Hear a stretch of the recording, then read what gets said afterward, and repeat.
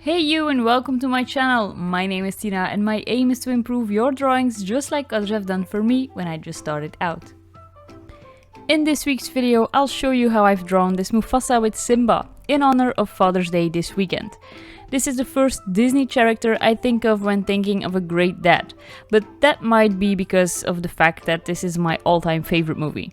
Anyways, on to the tutorial. By now you've seen me apply some light, medium and dark blue for the background. As always, I blend this out with soft sponges by PASTEL. These sponges give me a really equally blended background, which is perfect for this one as I'm going to add some clouds in there. That's what you see me do right here, adding some white on top of the background, which can then be blended out to give the illusion of clouds. I keep on adding some white and blue here and there to make it look exactly how I want it to.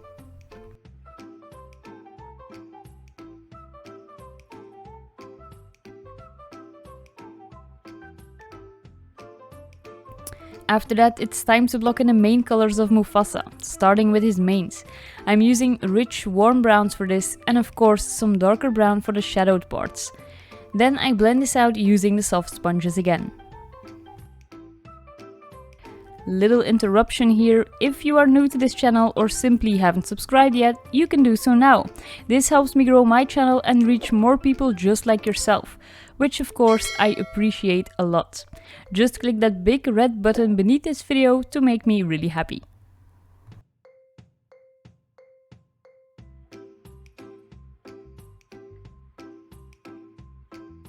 Moving on to his head after this, using a light brown for the muzzle and filling in the rest of his face with warm orangey browns. For his nose I'm using a really dark reddish brown. And then I'm just starting the bottom part of Simba as well, since that's on top of the part we are filling in now. And finishing this blocking in stage with the little pieces of his shoulder on the bottom right part. You all know what comes next, blend everything out. I'm using a blending stump for the smaller areas as this gives me more control than the soft sponges do.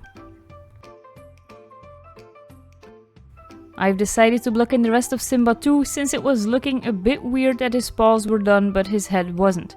Blending this out again with the blending stump since I have to make sure not to overlap too much onto the eye patches and inner ears. Now onto the manes of Mufasa again. Let's give him some definition and detail.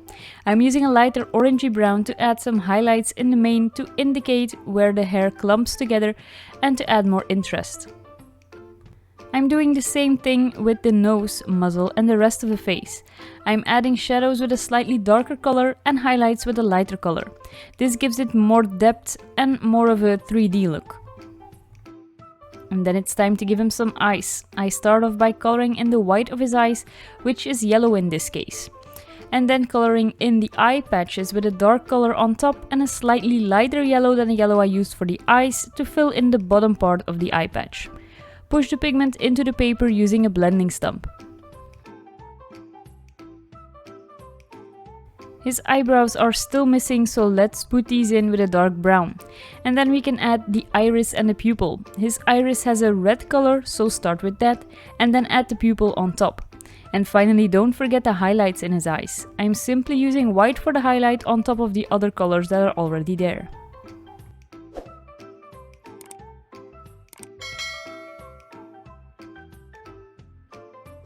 Going over his face again, as my shadows don't seem dark enough now that his eyes are in. And then onto the last white spot of Mufasa, his mouth. Simply fill in the darkest part with a very dark reddish brown and the lighter part for the tongue with a red color. For the teeth I use an ivory color, not just white, as teeth are never really white. Then all there's left to do is giving him his lip with a black color. Mufasa can then be finished by giving him some more highlights in his mane on the right side. Do this just like we did on the left side.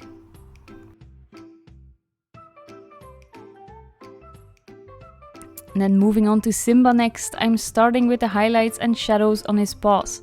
I'm using an orangey brown for the shadows and an ivory color for the highlights. Don't forget to blend these a little bit so they aren't hard shadows but seem more natural.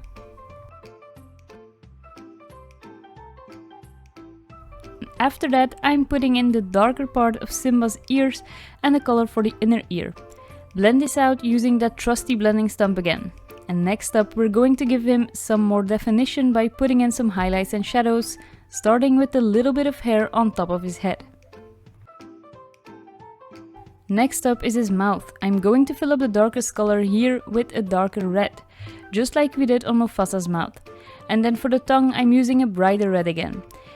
Blend this out with the blending stump before putting on the lip with that black pencil. And of course, push the pigment of the lip into the paper as well using that blending stump again. I'm filling up his eye patches next and the color for his eyes. Make sure to be quite precise here as these are quite small areas. Now that we're almost finished, it's time to give him his nose. Simply follow the shape of the nose with a pink color and fill up the nostrils with a dark reddish brown color.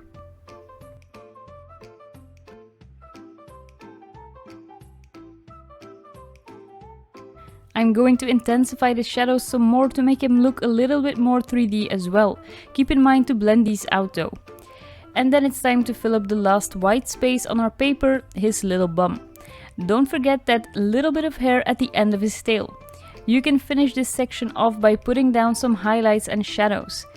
Then before we add the whiskers, we should give him his eyebrows. Use a dark brown for this, as this will look less harsh than black. And last but not least, their whiskers. Don't overdo this as they are Disney cartoon characters. A real lion would have a lot more whiskers, but here we simply add 4 or 5 on each side and that's it. I hope you liked this video. If you did, please give it a thumbs up and hit that subscribe button. I really appreciate your support as this helps to grow my channel and reach other people just like yourself. Hope to see you again next Friday, and in the meantime, have a great week.